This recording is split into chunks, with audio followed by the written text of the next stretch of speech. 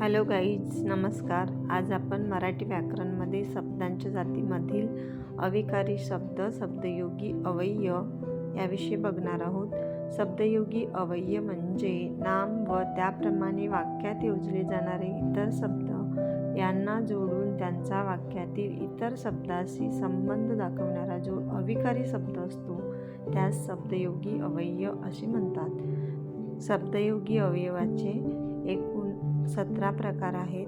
त्यातील पहिला आहे कालवाचक, दुसरा गतिवाचक, तिसरा स्थलवाचक, चौथा करणवाचक, पाचवा हेतुवाचक, सहावा व्यक्तिरेखावाचक, सातवा तुलनावाचक, 8 योग्यतावाचक, 9 कैवल्यवाचक, 10 संग्रहवाचक, 11 संबंधवाचक, 12 साहचर्यवाचक, 13 भागवाचक, 14 विनिमयवाचक, 15 दिक्वाचक, 16 विरोधवाचक, 17 परिणामवाचक. अशा प्रकारे आपण शब्दयोगी अव्यय आणि त्यांचे प्रकार आपण बघितलेले आहोत. थँक्यू.